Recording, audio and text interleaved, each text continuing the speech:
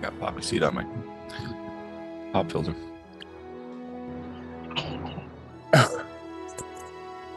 Okay. Wow, episode 2 already, huh? Yeah, I know, right? That's the thing that I was thinking about last night as I was going to bed. I was like, cool, it's been a week. It's like, this is insane. I But have that's noticed all like my life seems to go by a lot faster, like doing YouTube. right. Yeah. Yeah. Because like, because like it's always like Wednesday, and I'm like, oh man, I don't have anything for tomorrow. And then it'll be like the next week. I'm like, oh man, I don't have anything for tomorrow. Well, it's 2 weeks gone. Half the month's over. Nice. That's all right. That's okay. You think about it, right? If I make 4 things, that's a month gone. True. So yeah, it's fun. It's fun thinking about it that way. I guess so, yeah. Yeah. Nice.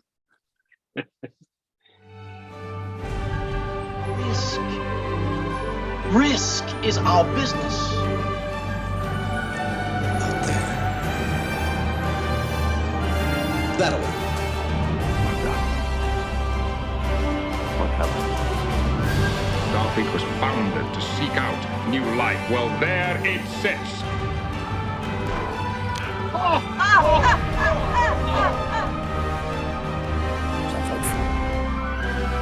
Rock and roll. 6. We're not afraid of diversity. We don't persecute it, we embrace it.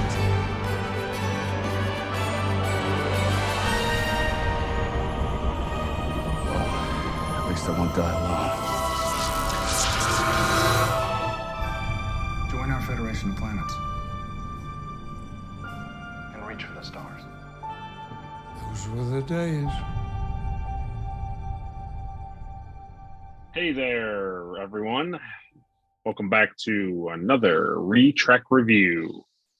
Today we're going to cover the first episode of Strange New Worlds, entitled Strange New Worlds, and it was released May 5th, 2022.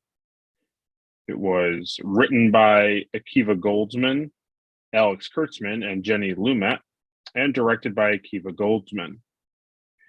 This series, as we didn't cover last time because it was just a failed pilot, this time I'll go through who is in this episode. So we have Anson Mount playing Captain Christopher Pike.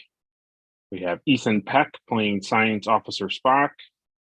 We have Rebecca Romaine playing Number 1.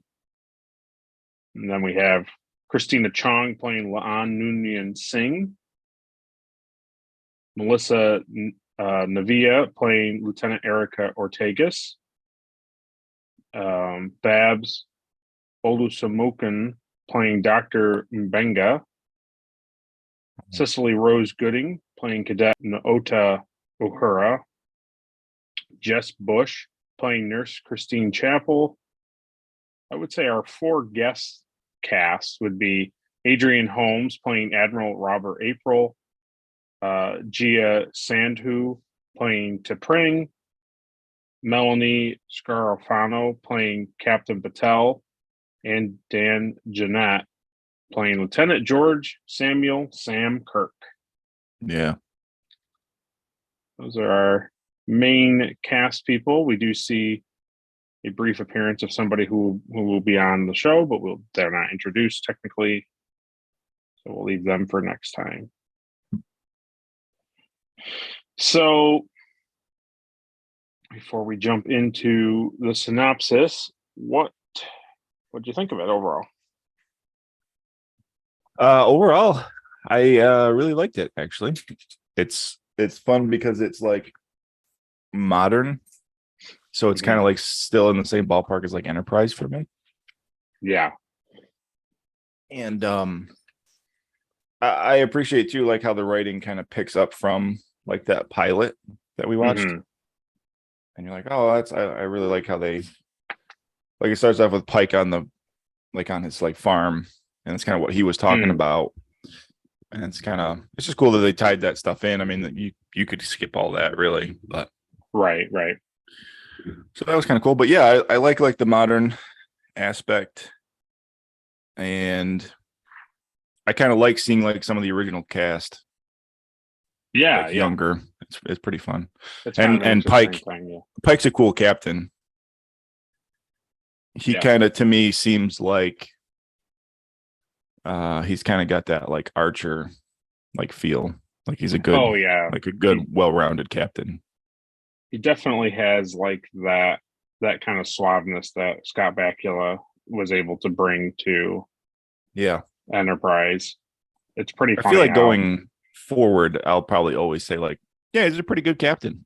Because like, yeah, he's good. He's Oh. pretty decent. I think going forward for me, I think pretty much there's always the 7, like the 6 or 7 main like slam of like cast, because it's like you have Archer, Trip, Malcolm, Hoshi, Travis, Phlox, and T'Pol. Like Yeah. 7, and then you have your other like mix in people like Shran and Major, the Mako guy, like all those guys. So it's like you have your other people, but those are like the 7 main, and as you go through every series, like there's always 7. Well, it's the main stations on the bridge, and then the doctor. Right. So the thing that you will come to see is they're all still trying to find their legs. Like the characters like Spock and Pike and Number 1 they already were established in Discovery, so they're returning from Discovery. I kind of figured that. Yeah, because you kind of gave me the brief rundown of Discovery. Yeah, so and that's why I kind of gave it to you, so that like when you saw this, you weren't like, "What are they referring to?" Like, so you kind of understood what was going on. So something happens in Discovery at the end of the season, Discovery, where basically like the Enterprise has to go get docked and repaired, and so what? They give Pike the option whether he wants to return or not. Like So basically what ends up happening is what Spock says to him in the scene is he goes to I think he said Boreth, and he touches a time crystal, sees his future. He kind of like doesn't do okay with that. And then he's in charge of Discovery. He's the captain of Discovery, while Number 1 is the acting captain of Enterprise, and she's like off doing her own thing. So it's like, I think it's a combination. It's supposed to be a combination of he took the downtime of the ship getting repaired and like getting refitted, and not really refitted, getting more like updated. Yeah. And to like basically come to, like, I think he was trying to what do you call it? Like basically be okay. Death. Yeah, like trying to be okay with the fact that he knows how he's gonna die. If you saw yourself die on the ship, you would just say, "Yeah, I'm just gonna stay on Earth. I'll just stay here on Earth." Right. So how far after the cage, how much time has gone by till this episode? So 54 to 59. So 5 years. Gotcha. So from that episode to here, he's done. And that's kind of how you'll notice in Kirk's show, you'll notice that like the running thing is 5 years. They do 5-year missions. And then it's like, then they'll come back to Earth, and then they'll either like fix the ship up, well, that makes sense. Put a new captain on and stuff like that. Yeah. So okay, so if you're thinking about this chronologically, and it's hard because like it was never really meant to be like that. So the cage, you're led to believe like from this episode that like Kirk is like a ensign, or was he lieutenant? Well, you haven't seen. Are you thinking Shatner? Yeah. Well, so Kirk, who's the Kirk at the end of the episode? That's his brother. Oh, okay. Yeah. Okay. Right. So anyway, so now that makes That makes more sense to me. Yeah. So basically, like from the cage to like the first episode of the original series, where now like Captain Kirk is in the seat. You're kind of led to believe that that's like a pretty big gap of time. Yes. So it's 6 years after this. Yeah. And so it's 11 years. So the cage happens, and then 11 years later is the original series. Okay. Gotcha. But it's 6 years after. So Shatner at this time period would be like what, in his 20s? Yeah, he would probably be in his like mid 30s to mid 20s now. Yeah. Because in original series, he's probably what, like 40, almost 50, somewhere in there. I think because they do give his in canon birthday. Let me look up James Kirk. So he would be going on 26. Okay. In this episode. So he's like 32 in the original series. So I didn't even know he had a brother. Right. Yeah. So yeah. So I just assumed like, oh, cool. Captain Kirk is like, he works on the ship. Yeah. Right. No, he's on a different ship at this point, which the show does a good job with it. It's like it doesn't make sense for him to be. It's like it's very like when because when once the original series start, you get a lot of backstory to Kirk. So it's like you kind of know where he is and what he's doing in this time period because they talk about him a lot and show stuff and go on, so on and so forth. So, gotcha. Okay. Yeah, it's pretty neat. So the summary for this is when one of Pike's officers goes missing while on a secret mission for Starfleet, Pike has to come out of self-imposed exile. He must navigate how to rescue his officer while struggling with what to do with the vision of the future he's been given. Why was it a secret mission to do first contact with those? I think it was because she was supposed to be on downtime, like everybody was. Oh. And she went off on her own with those 3 people. So it was, or 2 people, I should say. Gotcha. So I think it was like a hush hush thing, like, hey, I know this is happening. Let's go and investigate. Yeah.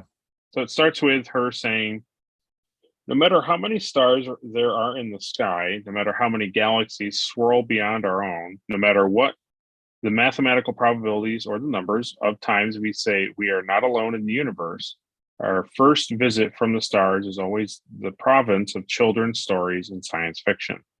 First contact with aliens always lives squarely in the impossible. First contact is just a dream, until one day it isn't. So we see inside some form of control center or bunker, alarms begin to ring. As an officer walks down the corridors to the control room, she and the people within are revealed to be a humanoid species, making first contact with an unidentified object not of their world. As they get a stable image, they find themselves looking upon a Federation starship. Yeah. Which was kind of cool. It was a saucer with just like the deflector part. Yeah, it was kind of neat. I really enjoy seeing like first contact from like the alien point of view. It's really cool. It is. It's really, really neat. It's a cool thing because like they do it a lot in Star Trek. I love it. Yeah, I love it. I love the fact that like, so here like the humans are, and they're like, towards the end of the episode, they're like, all right, so here there's aliens, and it's like the humans, it's Federation. Yeah. I mean, honestly, that's true. We would be aliens. Yeah. Okay, so it says in Bear Creek, Montana, Captain Patel awakens to find the other half of the bed empty. Heading downstairs, she finds Captain Christopher Pike busy in the kitchen making pancakes while watching the old film The Day the Earth Stood Still again, as Patel notes. Yeah. As they sit down to breakfast, greeting each other by their formal rank, Battelle notices the look on Pike's face and asks if he has not decided yet. Pike responds that the USS Enterprise is in space dock for another week, which is ages to come. Suddenly, Pike's communicator goes off, and he is pointedly trying to ignore it. When it stops, he asks when she is shipping out.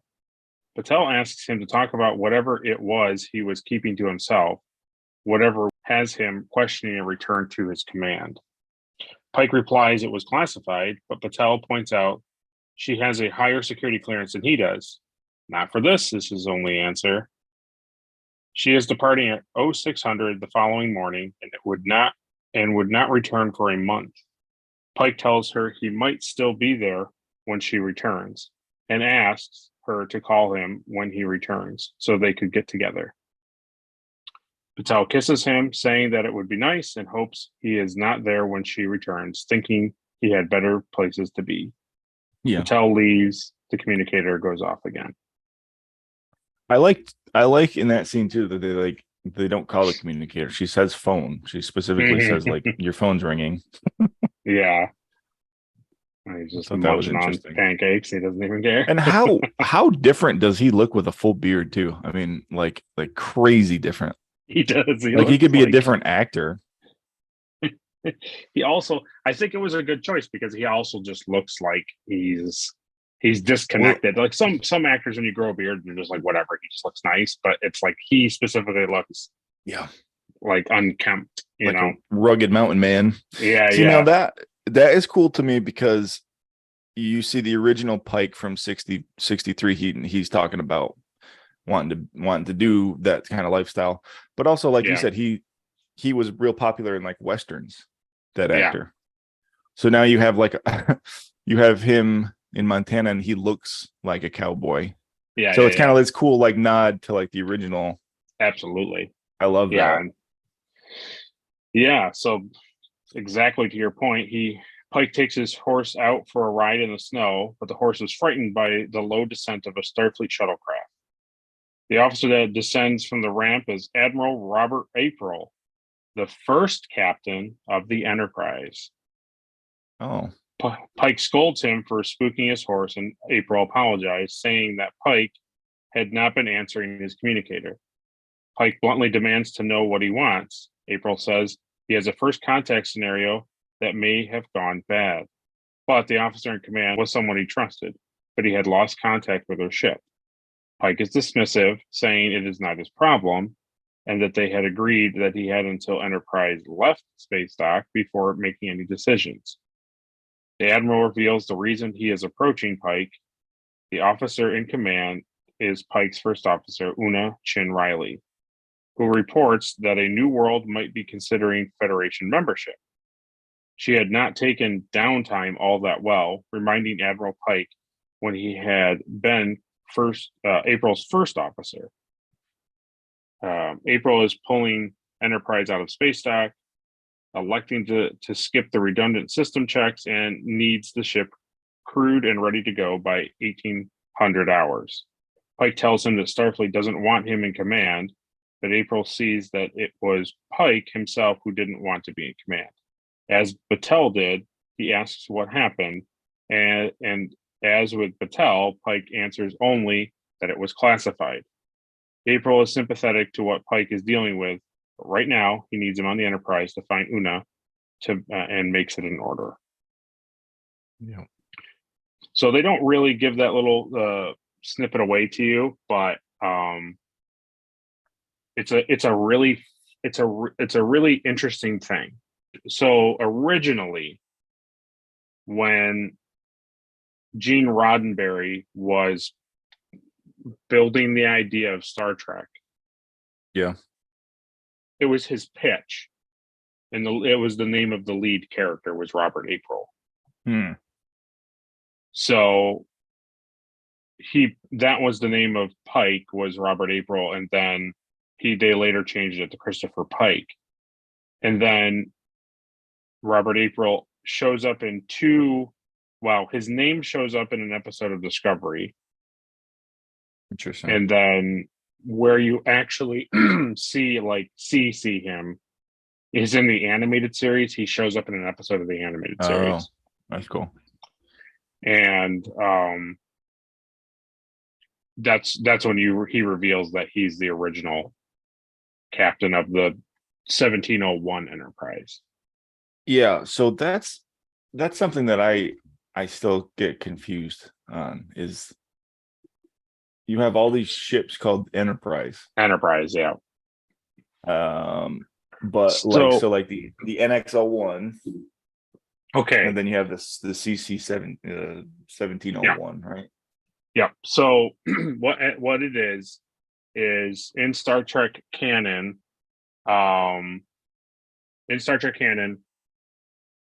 NX means like prototype or like basically a new starship that hasn't gotten its full registry.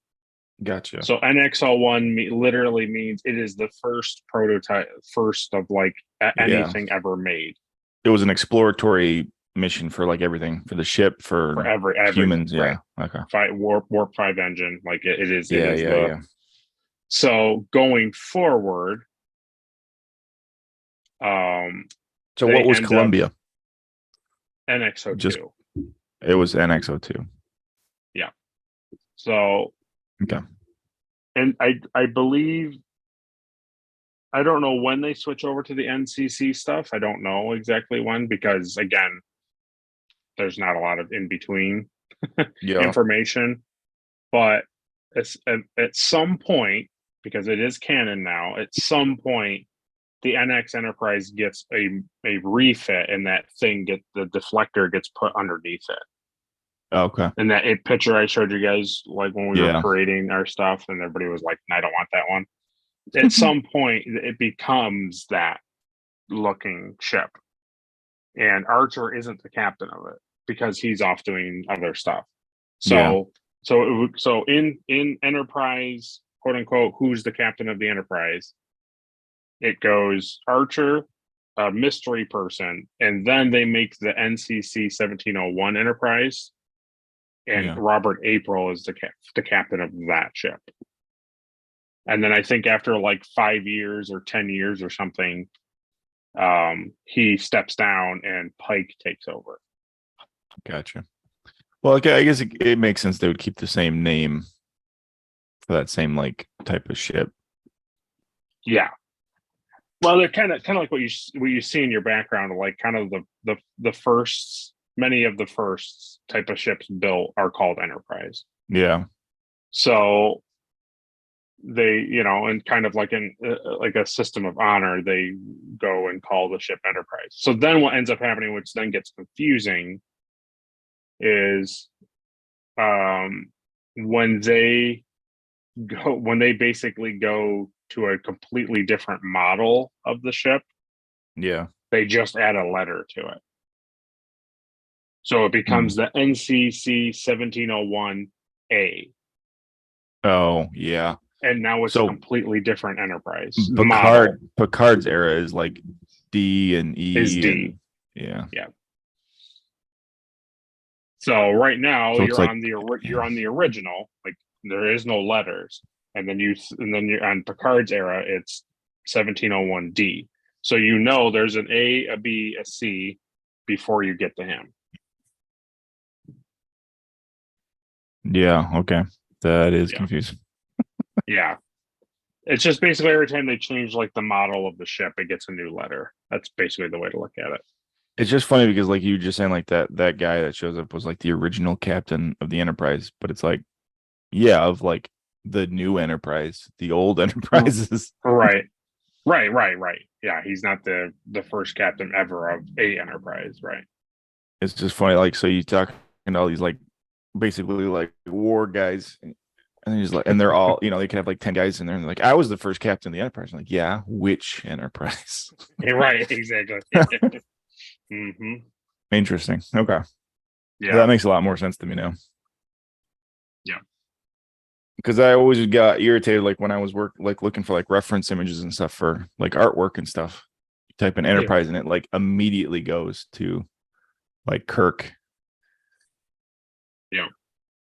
So you like specifically have to put in like the number of the ship that you're looking for. That's like the one bad thing about Star Trek, like looking up specific things about the ship Enterprise, is like You type in Enterprise, and it's like, okay, there's like literally six or seven Enterprises. Then there's the show Enterprise. It's like, so what do you actually? It's like Google. It has a hard time when you're trying to find that type of stuff because it's like it's very broad. Yeah. And I was always looking for stuff like, like Enterprise, like Med Bay or Enterprise Bridge. Right. So you have to be like Archer's Ready Room or Archer's, Yeah. or Phlox, Phlox's Med Bay. You have to specifically do like the character. Yeah. Or like the other one you can usually get away with is like NX, whatever, NX Bridge, NX Medbay, NX Armory. I feel like I was always typing in NX01, like shuttle pod or like that type of stuff. Absolutely. It's funny too because like this show was in like 22, so like the CGI of like the shuttle pod and stuff. It's like it's so funny that now it makes like 2000s era like show Enterprise look like as cheesy as like the 63. Oh, absolutely. Isn't it like crazy? It really does. Yeah. Oh yeah. Because even like their ability to render computer renderings of like the ship and the shuttle pod and like special effects, it's like they're literally like great. 22 years old now. Yeah. Well, a lot of Enterprise stuff that always looked like super cheesy to me was like anytime they would show like Federation from like far away and you'd see like these little people like walking and you could tell they were just like little like CGI like unrendered models that they didn't have to like put a lot of like walking. And then like the camera like zooms in and it's like I think one time they show like Malcolm like on the outside of the ship fixing something like from far away and it's like this little gold like thing and it's just like and then it zooms in and it's like Malcolm in his full like space uniform and he's soldering stuff. Like some of that stuff is like, man, that's aged bad. It's probably Minefield is probably when he's outside looking at the mine. He's fixing that panel, trying to get that bomb off the thing. Funny. Okay, so we come back and it says in the city of Rawl on Vulcan, Spock is seated in a restaurant with his betrothed Pring, discussing the formality.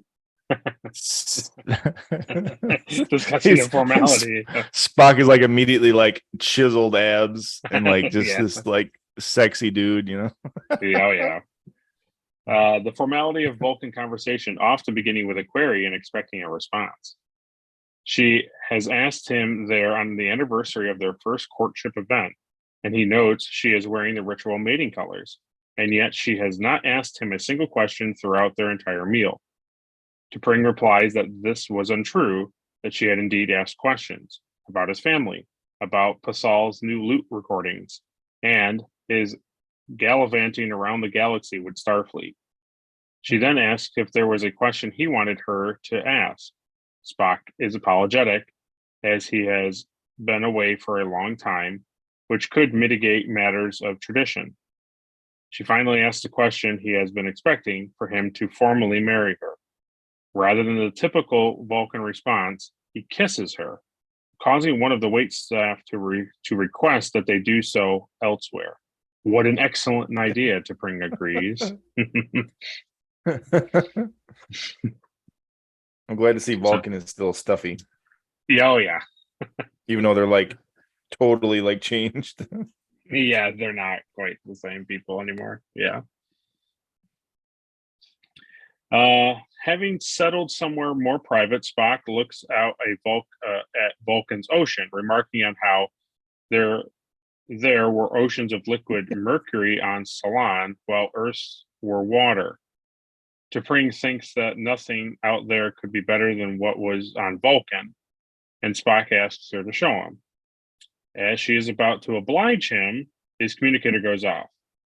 It is Pike calling from Earth. Seeing Spock without a shirt, he wonders if he was naked. T'Pring says they were about to be, as it was a special night. Pike is apologetic, before explaining that April is sending them out to find Una. Spock tells his captain that he will meet him aboard and that T'Pring will understand. As they close the channel, T'Pring points out that her understanding would have been worthy of a query and tells him not to make a habit of assumptions.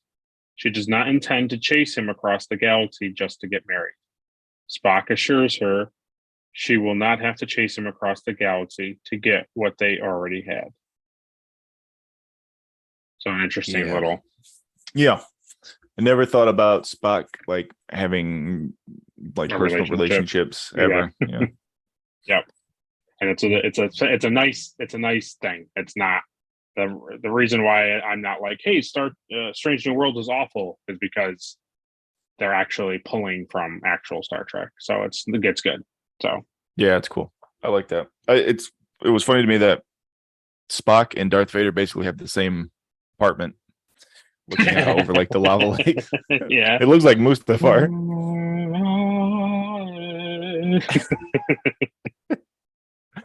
Spock, you're breaking my heart. Oh God. Yeah. There's Yes, that was the interesting. rendering I need is T'Pring going like and then Spock standing there like looking and Pike's off in the shuttle. Yeah, I got a better one for you. I'll tell you later. Okay. Huh. Okay, so the shuttlecraft Stamets takes Pike up to the Enterprise as he reviews a pad regarding Lieutenant Leon Noonien Singh and her involvement with first contact with the Gorn. So the interesting thing is, I'm going to pause. So Stamets is a character from Discovery. Okay. So that's kind of why it was like Stamets, and he was like, name. It was because like it's a person that he knows. Well, that's not even what I picked up on either, obviously, because I didn't watch I it, so- know. Yeah, it was But I was Gorn. like, the Gorn? Like we're doing the Yeah. Gorn already? Nice. Doing the Gorn. So this specifically, if I can, I don't know if I can get it, but I specifically paused and read the screen when they showed the pad, Yeah. and it's like this whole thing about unofficial. It's not in the official record, and it's like an unidentified species. Yeah. So, this is probably the only thing of the series that I kind of don't love. They make the Gorn very, very cool in the show. Very cool. But they only show up in one episode of the original series. Mhm. And it's the big famous episode where he's the lizard in the right. Yeah. Right. Even And I know he's that in- one. Yeah. He's in the big rubber suit and he's really slow and it's really funny. So Yeah. that's the only thing that this show, I think, I understand they're trying to break away from that and make the Gorn cool and not a man in a rubber suit. But at the same time, there are just things that happen in that episode that like makes this kind of a blurred area. Yeah. Well, you got to And- modernize it, you know? Right, exactly.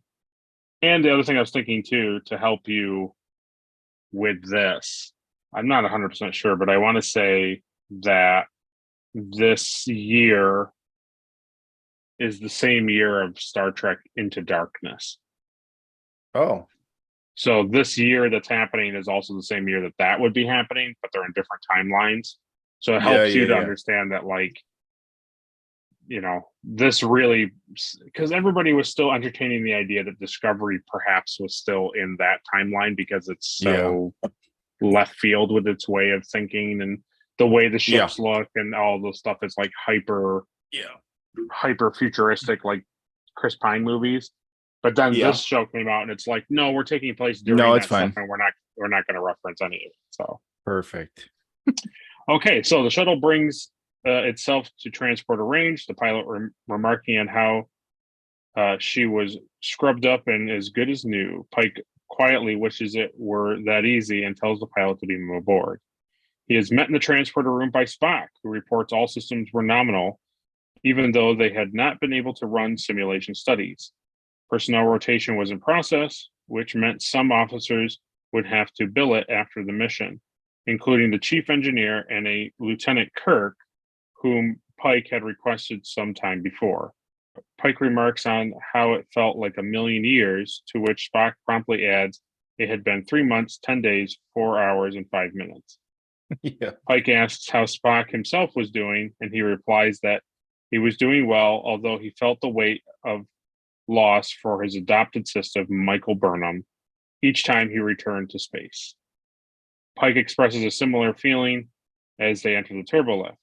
He reviews the new personnel roster, including a number of cadets and much needed additions to the medical staff, before coming across the entry for security. The new security chief has also been named acting first officer, much to Pike's surprise, as he expected Spock, as second officer, to be given that job with Una missing. Spock replies that Starfleet Command preferred him to remain as science officer for the mission. Yeah. So that was the thing that I told you about with Michael Burnham, is he makes the reference to her being his sister.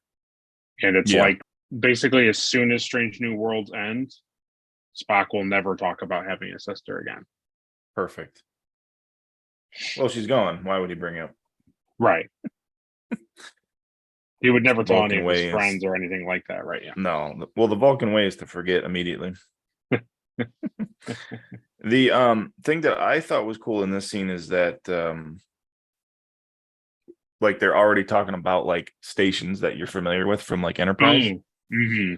Like security and science officer and all the stuff that like Kirk stuff doesn't really get into at all.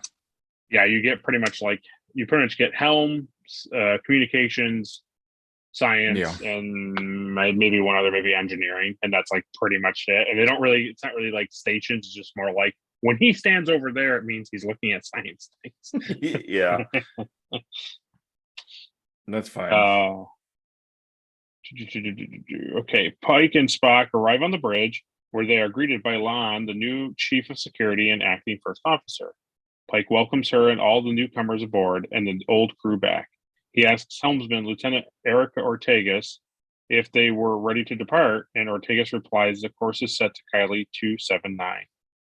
Lieutenant Jenna Mitchell at operations reports lights are green across the board, and the cadet at communications, Naota Uhura, receives confirmation that Enterprise is cleared for launch. Pike orders Ortegas to take the ship out of space dock. Mitchell reports they were prepared for warp speed. As he looks down at the chair controls, he sees a reflection of what he knows is his future. Deformed and crippled by radiation poisoning, and momentarily freezes. Spock recalls his attention back to the present and gives Ortegas the order, hit it. Yeah. I like that. I like to hit it. That's pretty cool. Yeah.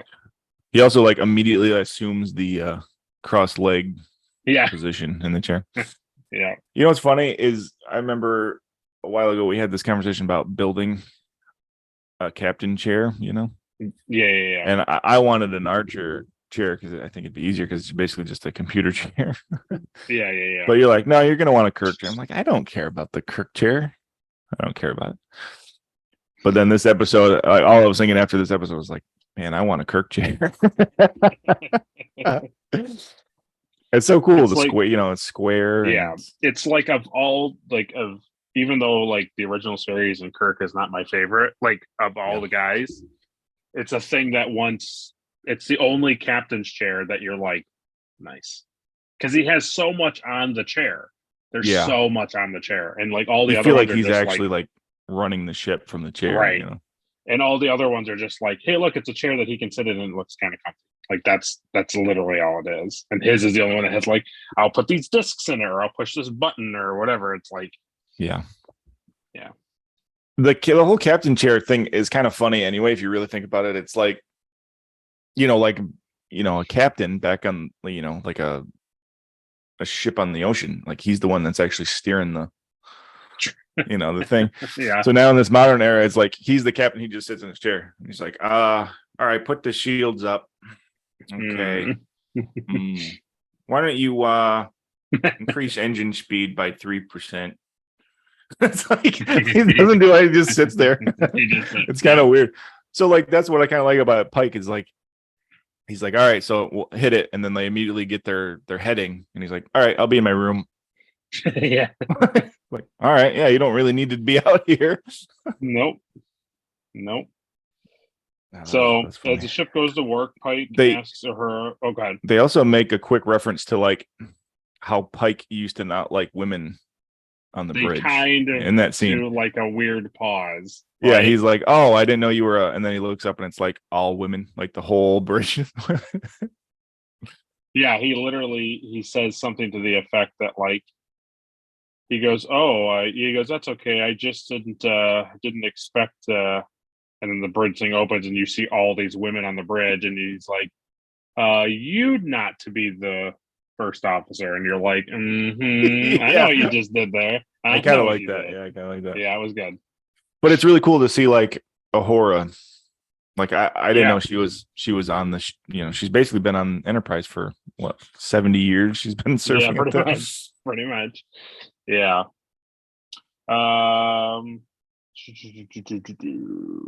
So Pike asks her for a shipwide channel. He begins by jokingly hoping that no one was caught with their hair wet or their pants down because of the early departure, before telling them that Starfleet typically sent out first contact teams when they detect a working warp engine, and one such had been sent to Kylie 279 aboard the USS Archer. The Archer has dropped out of contact, and I their did mission catch was to that. find them. Was that? I did catch that quickly. Yeah. It was interesting. And if they were lucky, make some new friends. Nobody dies, he says, a somber note in his voice. This will not be anybody's last day. With that, he turns the con over to Lon and goes to his quarters. Spock looks worriedly after him before turning back to his console. Alone in his quarters, Pike recalls his vision of the future before being brought back to the present by the chiming of his door. It is Spock, who assures Pike he does not mean to overstep. Pike invites him to overstep before pouring himself a glass of Saurian brandy. Spock gets to the point, asking if Pike was himself. Pike replies he was very much himself, which was the problem. Spock is aware that Pike had been changed when he had gone down to Borath during their time aboard the USS Discovery. And he knew that Borath was known for two things: a monastery and a rare ore that caused temporal consciousness displacement, both of which had the power of transformation. Pike replies it was not the monastery, and Spock had assumed as much, asking if Pike saw the future. Pike confirms he had witnessed what he had felt was the death of the man he was now. He knew exactly how and when his life would end, and not only saw it, but felt it as well. He notes how most humans like to think that they could cheat death until the very last moment, and he had thought so once as well. Spock asks if it was soon, but Pike replies it was not, that it was almost a decade away, which suddenly felt soon to him. Spock thinks that knowledge of death was vital to effective leadership, but Pike not only knew it, but he experienced it. He worries what that knowledge will do to him and had started to second guess himself. This the last thing a captain could afford. Spock believes suffering could be built on insight, and that Pike could make some good come of this knowledge of his own fate, to be the man he essentially is, the captain. Just then, Uhura calls the bridge as they were dropping out of warp. Spock rises to report back as Pike looks at his reflection in the bottle, reliving the moment he witnessed himself confined to a wheelchair for the rest of his life before he rises to follow. Yeah. So they do a nice. This is like basically the scene where how do The doctor we? comes in That's from true. like the Yeah. original. Yeah. Yeah, that's true. I didn't think about it that way. He Yeah, didn't that's very lay. true. He should have laid down on his bed. Come in, Spock. Hey, Spock. Talk to me about my problems. I was gonna say this is basically the scene where they're like, okay, how do we deal with the writing of Star Trek Discovery? Yeah. So it's like they didn't anticipate making Strange New Worlds. They just were like, hey, wouldn't it be cool if we just brought Pike in Discovery? because Yeah. he's a character that we can do that with. And it was like nice. And then they did stuff to him in the show, and it was like, okay, now going forward, what do you like? You've made the man Yeah. see his future. You've made certain things come about. It's like, how do you deal with this now? Yeah, right. Well, I think that's what makes him a good captain is at the end of the day, he knows like even though he faces death every day anyway, Hmm. like you're going to make sure that you're taking care of your crew and like that's what you signed up to do. And exploration is like in his blood. Yeah, So, very true. but what's also funny is like there's no like cure in this like time period for like radiation, like poisoning. There is, but he gets like really, So severe. yeah. And basically the reality is like, as he brings out in that scene, the death of the man that he is. So it's not like he dies. It's just, He just becomes crippled essentially. yeah. Obviously not being able to be on Enterprise anymore. Right. Yeah. So the Enterprise comes out of warp over Kylie 279. The Archer's transponder ping is detected on the planet's night side. Pike orders Uhura to hail them, but she does not receive a response. Pike asks if they could be losing the response in subspace chatter, but Uhura reports there is no subspace chatter at all. The space was dead quiet. Ortegas has brought the ship to the Archer's position and brings it up on visual. Mitchell reports the ship is completely intact, all systems apparently functional. Spock is unable to detect any life signs, but there were no signs of bodies either. He brings up the ship's manifest, showing that the Archer was crewed only by Una and two astrophysicists, Lieutenant Key and Ensign Haddad. La'an thinks if she went to the surface, she would have gone for the detected warp signature. However, Spock is unable to pinpoint it, and Ortegas detects a pretty weird signal variance. La'an, digesting the information, recommends raising the deflector shields. Spock reminds her taking a defensive posture would violate first contact protocol. But La'an points out that there were no hails from the surface or subspace chatter, and no signs of any orbital docking facilities or interplanetary traffic, any sign of space colonization at all, which Spock knows would put them a century behind the development of warp travel. Yeah. And yet, there was a warp signature. Pike is convinced and orders the shields raised. It proves to be perfect timing as several plasma torpedoes are fired from the surface with minimal damage to the shields. Pike orders Ortegas to take them into a higher orbit to deceive whoever fired the torpedoes that they had destroyed the Enterprise. Then wonders how a culture that used technology that was 2 centuries old by Federation standards had built a warp drive. Looking at the readings again, Spock realizes they haven't and recommends red alert. The inhabitants have not built a warp drive, but rather a bomb. Yeah. Yeah, I like that scene. I like seeing that she kind of had something kind of like in her brain that said like they still have like weapons on the planet. Yeah, you kind of learn as her character kind of goes along, you learn that her head is like always on the swivel. Yeah. Like she's always thinking. Well, she has to be.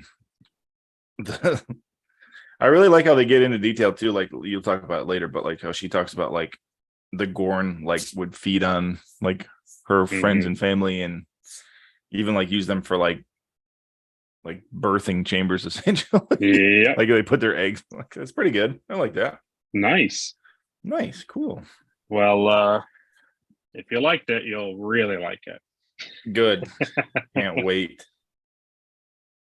So Spock reviews the data with Pike and La'an, explaining that there were two factions at war with one another on Kylie 279, and their conflict had reached a crisis point. Surface scans indicated a pre-warp civilization. When La'an asks how that was possible, Spock replies that the Vulcans invented first contact and brings up the systems in the sector that had warp capability, including Zahia, Shintoka, and the Solarian Republic. Among others, all were in the process of negotiating admission to the Federation, and they were free to travel to any of them, and thus General Order 1 did not apply. However, not on any of those worlds, or even in the history of First Contact, had warp capability been developed first for anything other than propulsion, comparing it to the discovery of nuclear weapons before particle physics. Yeah, I like that. Yeah. It was possible, but had never been done before. Pike asks if Una would have known the signature was a weapon, and Spock believes she wouldn't have. The Enterprise scanners had been upgraded in space dock. La'an thinks that if the plasma weapons were the best the inhabitants had, they should beam down, find their people, and bring them home. Pike yeah. That's always like such a good like plot device. Like, why didn't they? Well, our ship just got upgraded. Like, oh, okay. They just built the technology. The technology was just built and put in the ship. Yeah. It's like, hey, my phone can't do that. Like, hey, did you update it? They're like, no, I didn't. I got it updated. Pike points out that there was the possibility the technology was not native to them. No matter how they got it, however, General Order 1 would apply, and they would not be able to interfere. La'an asks if that meant they were just going to leave their people down there. Hardly, Pike replies, before saying they should go down to see the doctor.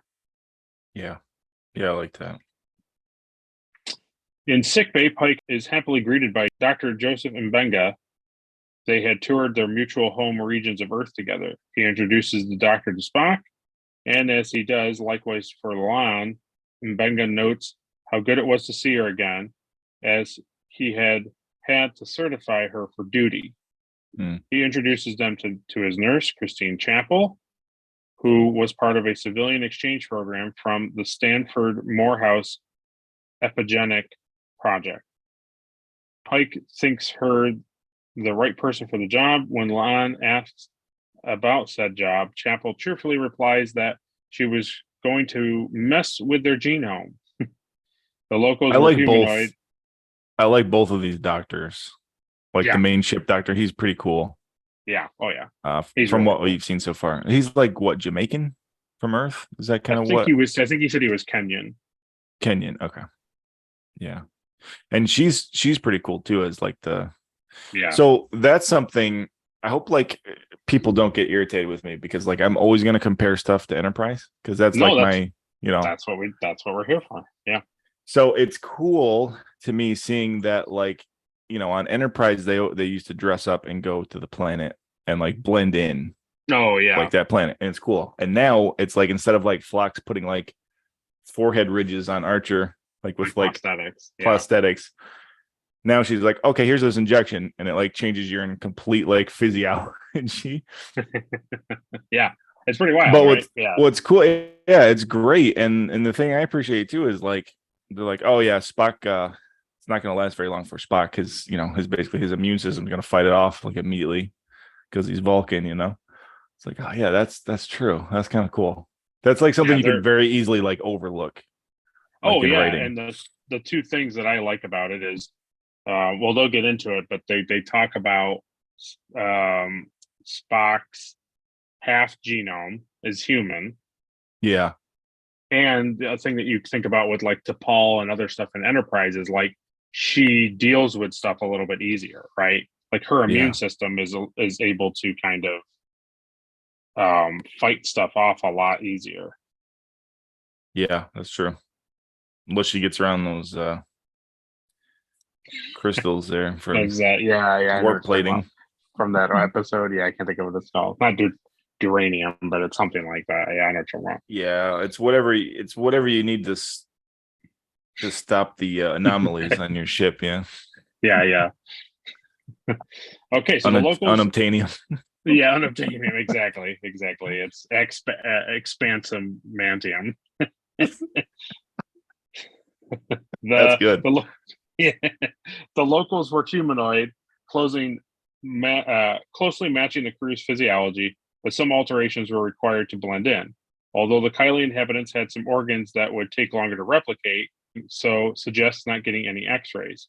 And Benga explains that Chapel is part of a Starfleet initiative to observe alien cultures without contamination. Lon asks if the procedure was safe, and Chapel answers that it was almost every time. She applies a sedative first, as the process involves compressed jury-rigged metamorphosis, which involved considerable pain. For Spock, his unique Vulcan human genetics might mean the process would not last as long for the first time. Lon elects to undergo the procedure without the sedative. Pike has read her file, and she asks if he is ordering her to undergo the sedation. He makes clear he's not, respects her choice. Yeah, that was interesting. Very interesting. Yep. It's like it's a peeling back of her character. Yeah. Yeah. So as the three fully altered officers enter the transporter room, Chief Kyle reports that local clothing, along with universal translators and tricorders, would be in the buffer along with them, and asks if there would be no weapons. Pike confirms, and Kyle sets coordinates in an area with no foot traffic. Pike jokingly asks Kyle not to lose his socks and gives the order to energize. It's always an alleyway. Yeah. It has to be. It has to be. Yeah. The other thing I appreciate too is like the modern like transporter is pretty smooth, you know. Yeah. I think the only thing I can say about it from my perspective is they take a little too many liberties with the transporter. It's a thing where like it was supposed to be like reality, emergencies. Yeah. Well, but it's like in reality, you should be able to do all the things they're doing, which is like I transport you from the ship to the place, and then I dematerialize your uniform and put that in the buffer and put on the uniform of this thing. Like in theory, scientifically, I'm sure it could work, but like it's not really a thing that they really do in Star Trek. That is kind of true. Yeah, I noticed that was interesting. They like transported with all their like new clothes on, and then the thing with like the medicine, like Spock's medicine going down, that I was like, I don't know if I like that. That's a little too sci-fi, you know. Yeah, exactly. And then he's like, he's like, the transporters can't do that. And they're like, yeah, it's okay. You can make it do it. It's basically Flash. It's basically CW Flash. Yeah. Just run faster, Barry. Oh. So like transporters can't do that. I'm like, yeah, well, just do it. Make sure it does it. I don't know if it does. Yeah. When we hang up the phone, it'll happen. So it's fine. Want it to do it. Yeah.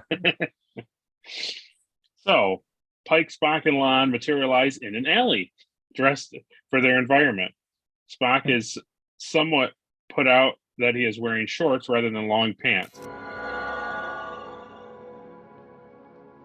Why is it always an alley? Captain, where are my pants? That was funny. They see a news report from a screen in a nearby square reporting on anti-government protests amid rumors of an advanced weapon being developed by the government for domestic use. Pike and Spock recognize it as being similar to events in the United States of America, particularly involving their two civil wars and their devastating results. Pike is concerned that the Kylie Society is already at a flashpoint with an advanced weapon, while Luan uses her tricorder to get a closer fix on the warp signature's location. A building ahead of them with protesters outside. As they get outside the building, Spock's scans show that the shielding makes transporting inside impossible. Just then, two Kylie scientists emerge from inside, and Lon asks for permission to act fast. After Pike grants it, she feigns some kind of illness, asking for their help to get her medication. She then calls out his neck. After a moment, Spock finally realizes what she's asking for and incapacitates them both with a Vulcan neck pinch. Yeah. They could replicate their cool. clothing and security badges to match their retinal scans. As for the two scientists, La'an suggests beaming them onto the ship and keeping them sedated in sickbay. Yeah, it was nice.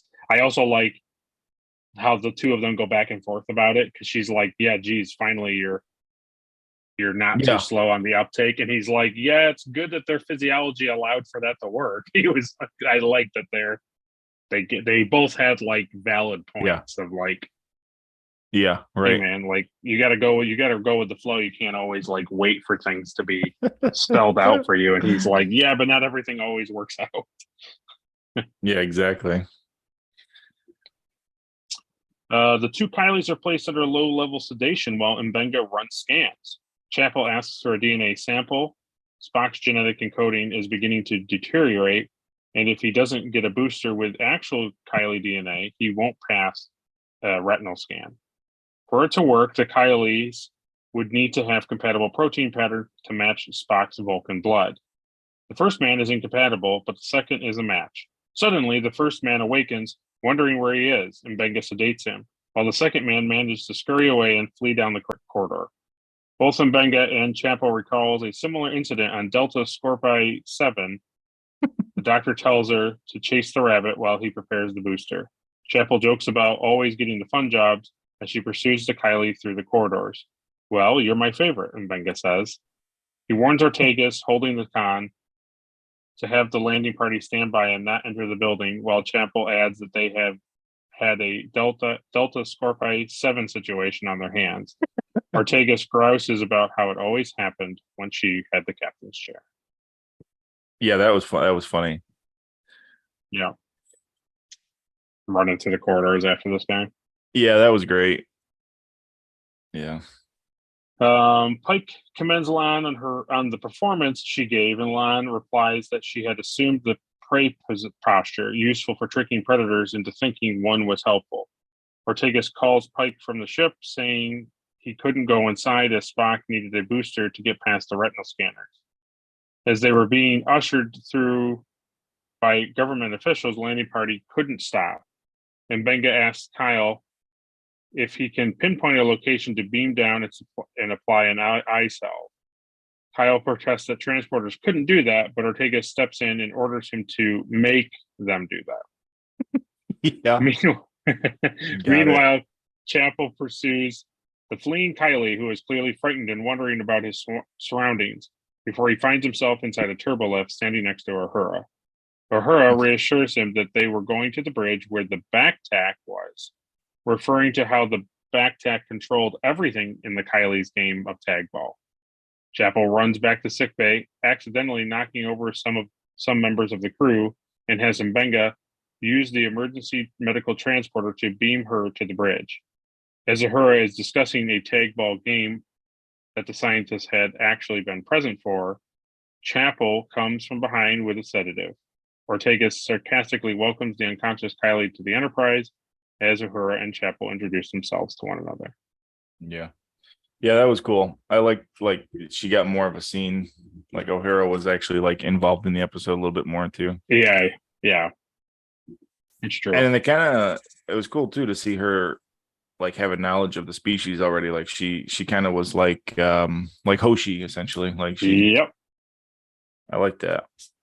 Yeah, it's what you basically get, what do you call it? Like infer is like that she's like the comms officer, so she's hearing broadcasts and things of that nature, and like learning about the people. Okay, at the same time, Pike goes through the checkpoint first, applying his security card and retinal scanner, followed by Lan. As Spock does likewise, the scanner doesn't read him at first, but Kyle is eventually able to apply the salve with the transporter, allowing him to go through. Spock is concerned that the alterations will continue to wear off.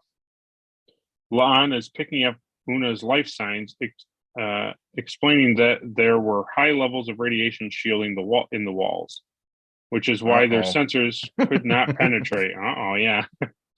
Only something like a warp signature could even get through.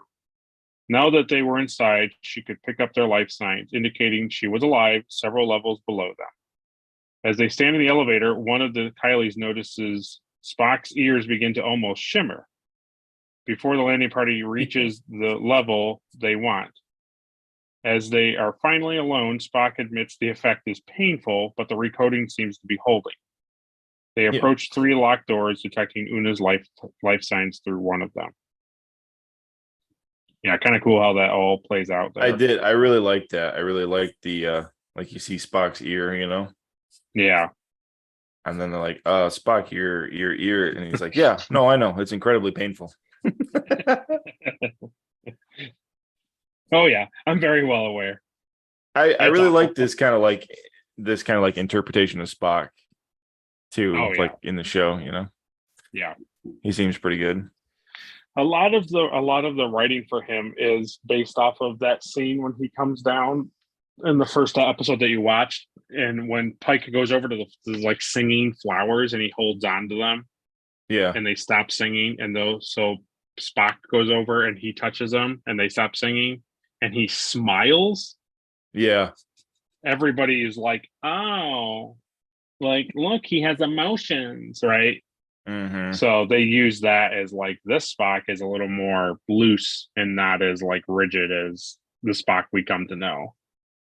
Yeah. Which is fine. It's not like it's just like they're literally just basing it off of Leonard Nimoy had no idea what Vulcans were. Yeah. Right. Exactly. So it's like it's now Well, it's kind of one of retrospectively- those. It's one of those things too, where like in Enterprise, you kind of learn like what like a modern Vulcan would be essentially, because Right.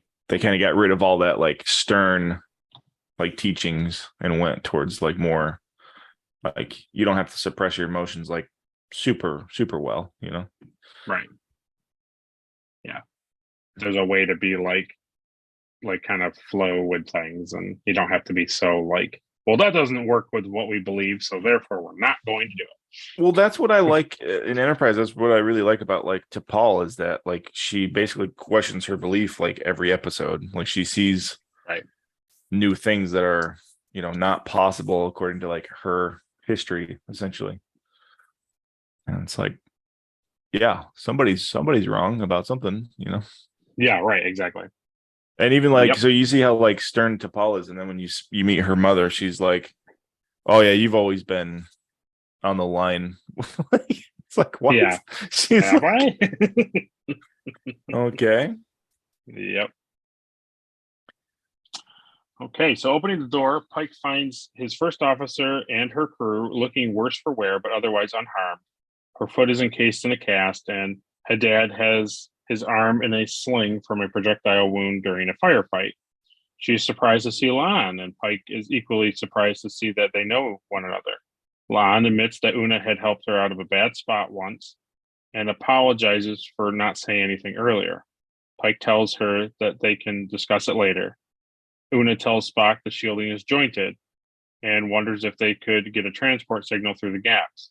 Spock confirms they could if they were closer to the surface. The landing party escorts their comrades out, but as more Kylies emerge from the elevator, Spock feels the pain growing unbearable, finally grabbing his head and screaming in pain before his normal Vulcan features assert themselves. Seeing their cover blown, they are forced to knock out the Kylies and leave them lying in the hall before escaping to the elevator. Yeah, that was so good. Yeah, yeah. At first, I Streaming. almost kind of like thought he was like putting it on, like playing it up a little bit Yeah, to create like a diversion. right. But then when like they kind of pan out and you see like he's back to like full Vulcan, he's like, well, that was unfortunate. Yeah, Yeah, it was pretty good. it was pretty good. Inside, Pike asks what happened as the Kylies were clearly not ready for first contact. Una glances at La'an for a moment, saying she was not cleared, but Pike dismisses that, asking how they got warp capability. Una replies that they had given it to them. During that final battle near Zahea, when Burnham opened the wormhole that sent her and the Discovery through to the future, they were less than 1 light year out from the 0 point of the wormhole, and between the Klingon ships and the Ba'ul fighters flown by the Kelpians, there were more than 100 warp signatures. Pike realizes the Kylies' telescopes would have been just powerful enough to detect all of it, and collected enough data to reverse engineer a matter-antimatter reactor. The Kylies were not ready for warp drive, and now they were using the technology to build a weapon. Pike blames himself for not considering it, but Una assures him no one could have considered it. They were fighting for the very lives that were in jeopardy now. Pike reports that he had contact with the Enterprise, and transporters were able to lock onto them. Una reminds Pike that they couldn't make the Kylies care about the stars, and that they cared only to crush their enemies, and they had given the Kylies the means to do that. An alarm sounds, meaning the unconscious Kylies had been found. Pike again sees his future reflection from the nearby control panel as Spock awaits his order to return to the ship. But Pike is convinced every death from there on would be on their hands. Spock reminds him that they could not interfere with the destiny of this world, but Pike points out they already had. He orders that the others return to the ship while he and Pike remain behind. Una protests, reminding him about General Order 1. Screw General Order 1, Pike replies bluntly. La'an reluctantly pulls her communicator and orders for to beam up, and Pike and Spock remaining behind. So I really like that.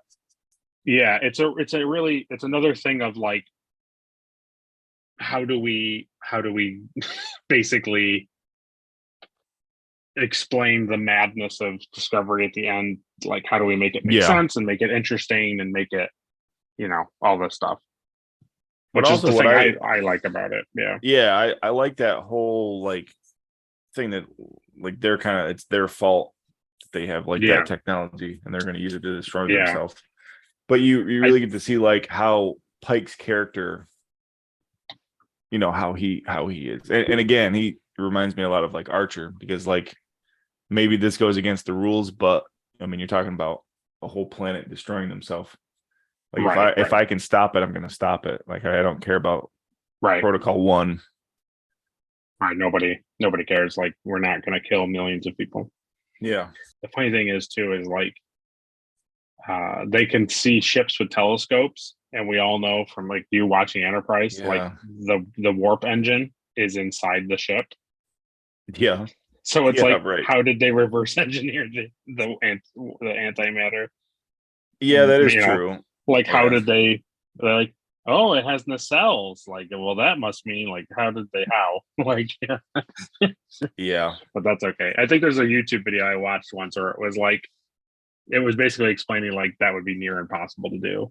It would be like looking in a telescope of an airplane and being like, oh, that uses gas.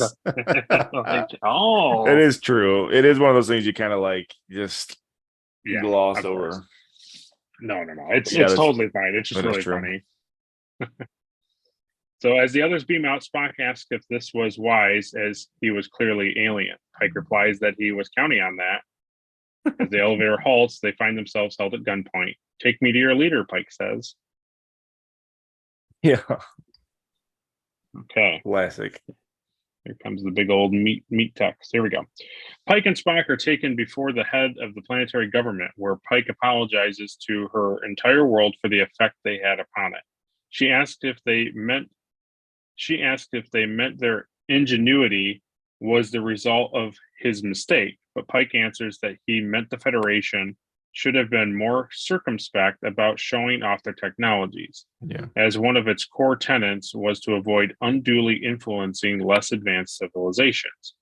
The technology they were using could bridge the gap between worlds, but its destructive capacity could not be underestimated. The leader says the government has been in conflict with a seditious faction for centuries and now had the means to end that conflict. Spock asks if that meant mass murder, to which she asks if his people had never put down civil unrest before. Pike believes negotiation and debate led to lasting peace. The leader asks if there were groups who refused to negotiate, powerful ones, and Pike confirms there were. When asked how that was handled, he quotes a proverb from the Kikuyu people of Kenya that when elephants fight, it's the grass that suffers. The leader points out that that proverbs were less useful than a big stick. and whoever had the biggest stick wins. Yeah. When Pike tries to explain about what regulations compel him to do so, she interrupts by saying his rules were not her rules, and that her job was to ensure her people's ability to govern future generations. And if spilled blood was the price, then so be it. She orders the guards to take them away.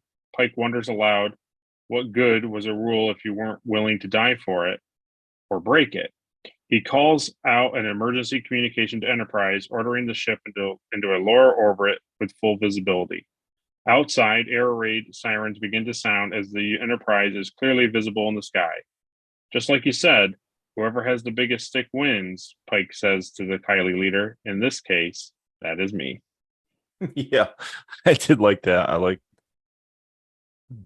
Yeah, he kind of thinks on the fly about stuff, and basically like he tries to come at it from like a peaceful, right? He tries to come at it from like a peaceful diplomatic like way, and tries to get her to like basically see like, hey, you're gonna kill a lot of people and this isn't appropriate, and she doesn't care. So then he immediately comes at it from okay, like, well then I'll just blow you up. right. But that was like such a losing argument anyway, to be like, hey, so my civilization accidentally gave you all this technology, but you should just like destroy it and not use it. And she's like, yeah, I'm not gonna do that. I finally have enough like ability to like destroy these people. Yeah, exactly. But here's the other thing too, is like they already shot at the ship. So did they not like see it? They just saw it through the telescope, because like it's implied like their civilization doesn't have like sensors to like sense like something in the atmosphere. So I think what you're led to believe is they shoot, and then when he makes them go higher, you're led to believe that they destroyed that thing, and then it's not until this moment that they realize there are like, the aliens are alive on the planet. And it's like before she can go and alarm, tell multiple people that like, oh, you didn't destroy him. Like he makes this play. Yeah. Okay. A newscaster reports that yeah, that's okay. A newscaster reports that the leaders of the government and the revolutionary factions will meet for the first time in a century to discuss the arrival of the aliens, as the Enterprise hovers visibly in the distance. Back on board, Pike watches the debate with Lon and Spock, the former sarcastically saying it was going well, the latter saying the two sides were used to centuries of violence and that the true cost of civil war was abstract. Not believing you're going to die is what gets you killed, Lon says disgustedly. Pike looks up at her and asks her to repeat that statement. Lon apologized, recalling something her father had said before his death. As Pike would have read in her file, her colony ship, the SS Puget Sound, was attacked by the Gorn. The crew brought to one of their planetary nurseries. She had not understood her father's meaning at first, but had a lot of time to think about why she was the only member of the Puget Sound's crew to survive. She asked Pike if he knew what she saw on the faces of her loved ones when they were slit open and eaten alive by their Gorn captors, or used as breeding sacks. And Pike has a good idea, surprise, not believing until the very end that they could die. But La'an was different, and that was why she survived. Coming to a decision, Pike asks for access to the historical database and orders Uhura to prepare a package to transmit to the surface. Yeah. So you kind of get, like you said earlier, you kind of understand like how awful the Gorn are. Yeah. Yeah, but I kind of like that. That's like something that like she experiences, like just what like Pike needed to like kind of like go on essentially, and Like not click, worry about yeah. his Yeah. Because like like thinking that you're gonna be fine and like escape the planet of Gorn, like that's what kind of gets you killed. Like thinking that you're gonna die makes you more of a survivor. It makes you do everything you can to survive. Right. So that's kind of cool. It is actually, yeah. It's a good touch. I like that, like her survival instincts, like make her think 10 steps Yeah. ahead. Okay, Pike beams himself down into the middle of the debate hall and introduces himself, explaining that their peoples, despite being from different worlds, were very much alike. He shows them images of what Earth looked like today, with views of San Francisco and of the orbital space docks that held ships like the Enterprise. Outside, the protesters are seeing the footage live on the screens. He then shows footage of Earth in the 20th and 21st centuries before everything went wrong. He explains he got a glimpse of his own future, and it was not one he expected, and that a good friend asked him what good it was to know your future, but he didn't understand what he meant until now. He now shows what awaits the Kylies in their future, as he shows them images of the conflicts on Earth. He explains it began as a fight over freedom at first, too, which they called the Eugenics Wars, then the Second Civil War, then finally just World War III. It resulted in the destruction of more than 600,000 different species of plants and animals and the death of more than 30% of Earth's population. The technology that Kylies had obtained gave themselves the means to exterminate themselves, and from the looks of it, Pike is convinced that they will do so. They will use their competing ideas of liberty until their world is blown to rubble, just as Earth had been in the past. Perhaps some are convinced that their futures are written just as Pike knows his is, but he chooses to believe their destinies are still their own. Perhaps that is why he was there, he muses, to remind them of the power of possibility. That even if their end is already written, as his is, they could still live what life they had gloriously, because until their last moment, the future was what they made of it. He offers them a choice. They can continue to fight one another, or they can join the Federation and reach for the stars. The revelation of the Enterprise has a lasting effect among the people being taught about in classrooms and scientific research centers. Yeah. So that the was pretty interesting sweet. So the really interesting thing about this is in the original series they refer to the eugenics wars, which you heard about in Enterprise. Yeah. And then the weird thing that they kind of did is take the modern day issues that our society has and called it the Second World War, which is kind of strange, but whatever. And then they said eventually it's just called World War III, which is another thing that they refer to in Star Trek. So the only thing that they bring up in this series that is never discussed is the calling it the Second World War. Like that's not a thing until now. Like him labeling it that was not really a thing. Gotcha. Okay, now we're about to conclude. So it says the But I Enterprise really like returned- that. Oh, go ahead. Oh, go ahead. Oh no, I really like his speech, and I like him beaming down and like right in the middle of the debate hall for like everybody to see like live on TV and be like, "Hey, look, you guys are being stupid." Like, yeah, it's something like again, it's something Archer would do. Absolutely. Like decide that like I'm gonna get involved in this situation, even though I shouldn't. Like I don't. Like I can see what they're gonna do, and it might not be my place, but at least I know I can sleep better tonight knowing that like I did what I could to like tell them to stop doing that. Yeah. Yeah. Yeah, like he basically gives it his all and then just kind of lets things play out. And if they're not gonna do it, then like you said, like, so like he can, if they still blow themselves up, well, at least like he's never gonna have that wonder of, well, I wonder if I said something, if it would have been different. Right. So the Enterprise returns to Starbase 1, where Admiral April explains that he had just enough pull to convince the Federation High Court not to throw the entire crew in jail for violating General Order 1, and had to call in a few favors to be read in about what happened to Discovery. Spock asks how he was able to keep them from being charged, and April replied he used a loophole.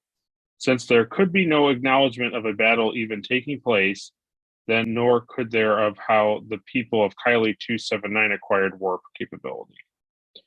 Federation Council was not pleased and was doubling down on enforcement of General Order 1, calling it the Prime Directive, something Pike doesn't think will stick. Yeah. Una asks for permission to return to the Enterprise, and April replies that was up to Pike, asking if he was planning on keeping the captain's chair. Yeah. The Prime Directive only, it only sticks around the rest of Star Trek history. Yeah. After the meeting adjourns, La'an meets with Pike in private and admits she should have told him earlier. Pike asks her to tell him now. She explains the Gorn had a ritual, that the last survivor was sent into space on a raft, like throwing back a fish. One was not actually expected to survive that, and La'an calls it dumb luck that she was discovered by the USS Martin Luther King Jr. Una had been an ensign on the King at the time and helped La'an find her way home, and was the reason La'an joined Starfleet. She was concerned that her past association would have meant that Pike wouldn't have trusted her on the mission, to which Pike wonders if that meant she decided not to trust him instead. He concedes her record is spotless, but there was more to Starfleet than individual excellence, emphasizing the need to work together. La'an admits other people are challenging for her. Pike points out to the biodomes outside, explaining that during World War III, scientists sent seed pods into space to preserve them, but after the war ended, the Earth had rebuilt, the forest had grown too large to bring back. So Starfleet built its first base around them. It was proof that even in space, growth was possible. With that in mind, Pike formally offers her a place on the Enterprise. Yeah, that's cool. So The biodomes are pretty sweet out there. Yeah, I thought you would like that. So that's what I was telling you guys in the Star Trek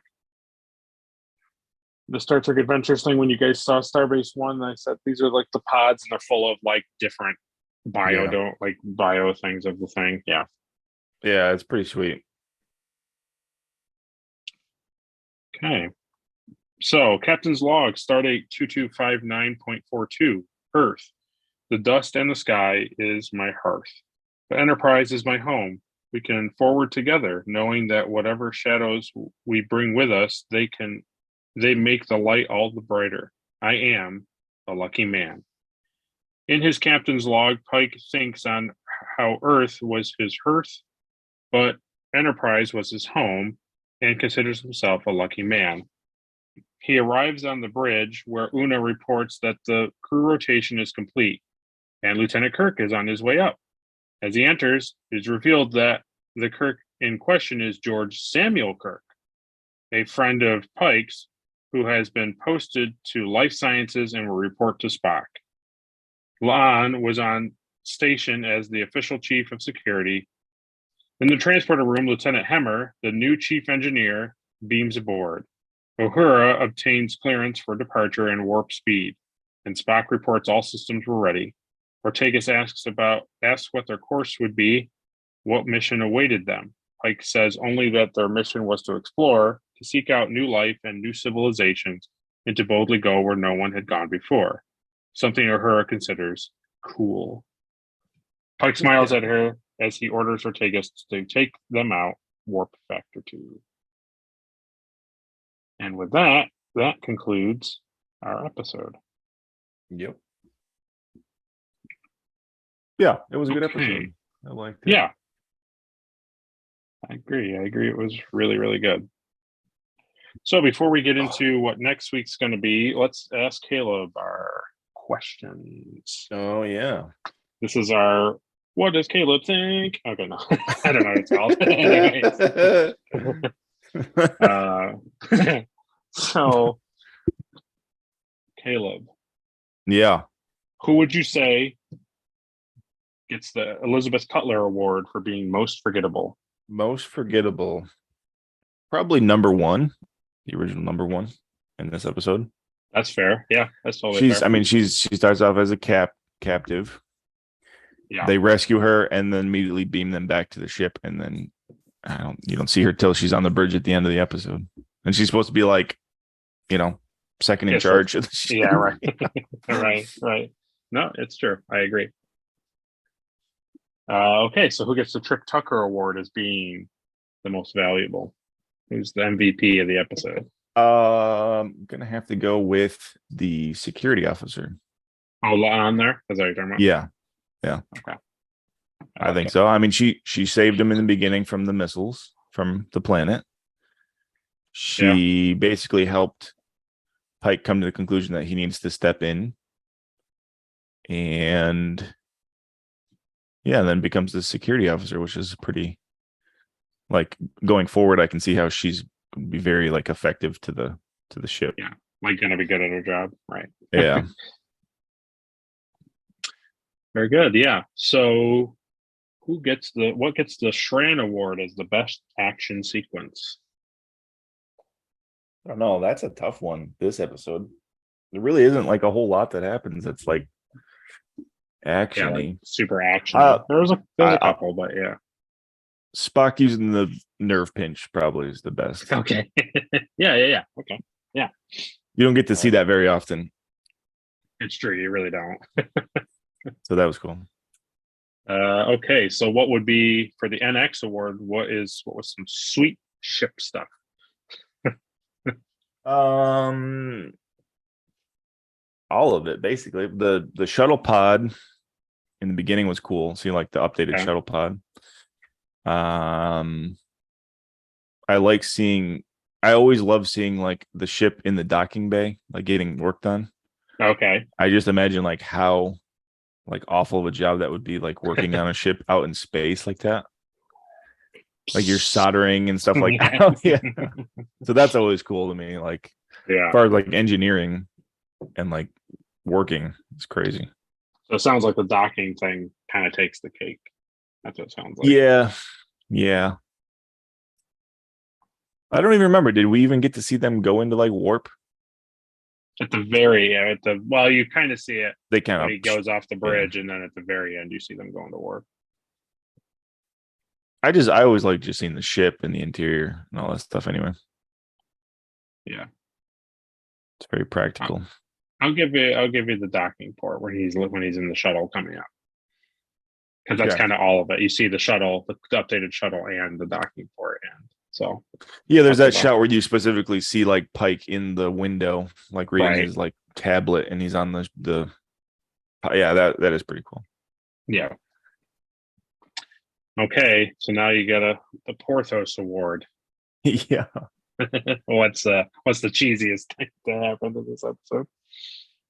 Man, I think you kind of already said it, but let's see what you did. Yeah, I'm struggling. You're struggling. I think it was the salve being beamed into his eye. Oh yeah, that's probably true. Yeah, I'll go with that. Yeah, that I didn't really care for that. That's a little bit much. It seems like that would like cause you to go blind, or to go through your skull, or something awful would happen. Like melt his eyes out. Plus the whole like, hey, we need to do this, and they're like, that doesn't work like that. That's never worked like that, and they're like, doesn't matter, just do it. Yeah, that's got to be it. Okay. Or Spock shorts, one or the other.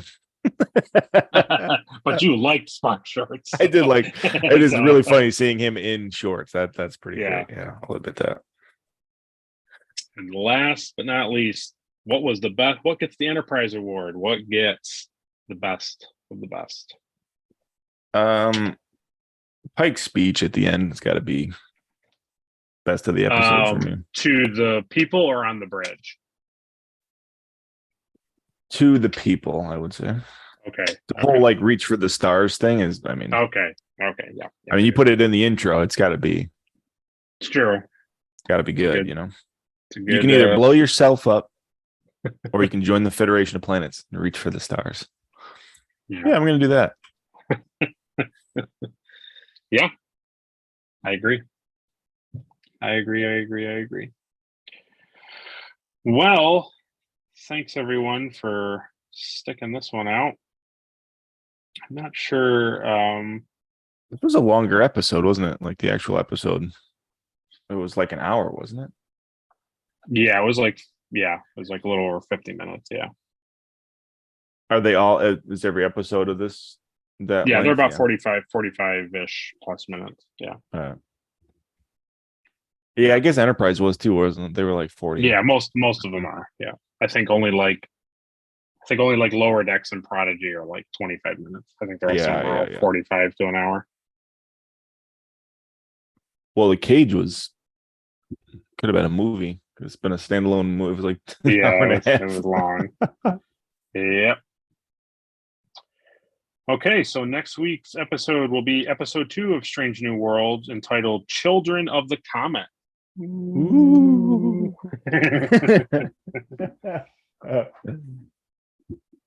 So that's what we'll tackle next week. Yeah, I'm looking forward to it. Yeah. So as always, if you like the video, like it. If you dislike it, dislike it.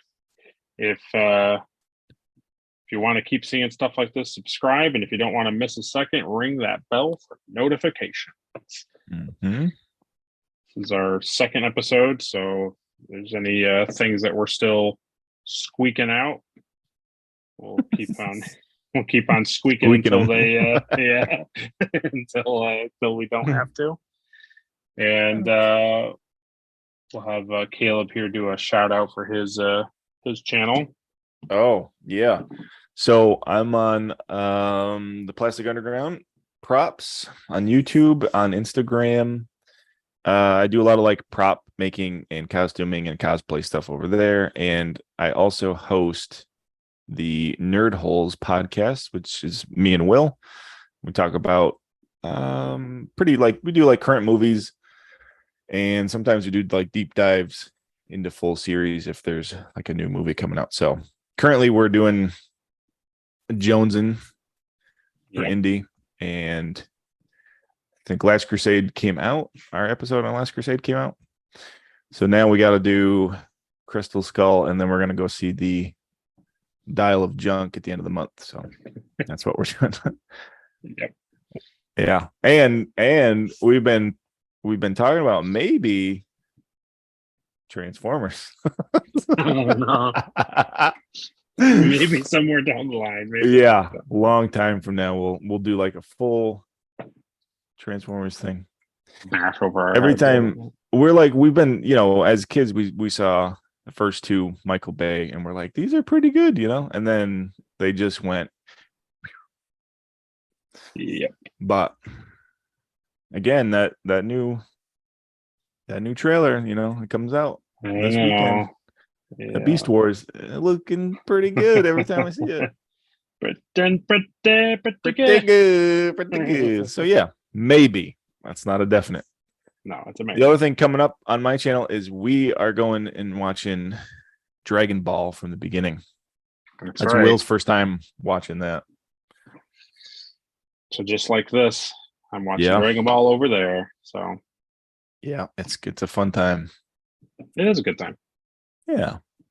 But that's it for me. I don't have anything else. Yeah, nothing else. Yeah. It's kind of quiet otherwise. Yeah. Other than that, I just, stay in bed. Yeah. Just work full time and it's just it's just a small side hobby that we have, it's not like it takes up 80% of our it's fine. Well, thanks for watching. And until next time, don't go anywhere else for watching any other Star Trek content. Only watch it here. Yeah, I mean, there's some stuff that's hosted by like actual actors, but who cares? No. This is the best. This is the best one. Don't even go on Paramount Plus and watch actual episodes. Just listen to what we say. Just listen to this. We'll tell you what happens in the episode. Just reach for the stars. And the like button. Reach for the like button. Greetings, everyone. Chief Medical Officer Stephen House here. Will has asked me to read a few things regarding the show. So let's try to get this done as quickly as possible so that I can get back to some of my patients. Here we go. The Retrack Review is a via non-captive podcast produced in association with the Plastic Underground Props, whoever that is. Hosted by Caleb Stoddard and Will Wilbur. Edited by Will Wilbur. Their intro song is by Kaylee Joy Rookledge. Their theme song is by Samo Studios. And their outro song is by Tommy T. The title card and art was created by Caleb Stoddard. Trophy art created by Adrian Wilbur from Love by the Letters. Synopsis and written plot provided by MemoryAlpha.com. Star Trek, of course, was created by Gene Roddenberry, and all the official clips and pictures are owned by Paramount Pictures. You can follow the Plastic Underground and Vietnam Kapta on Instagram and their YouTube page. There you go. So if you'll excuse me, I have to get back to a few of my patients, and I'm sure there's a Gorn running around here trying to eat someone. So I will attend to that. And thank you for joining the show. See you next time.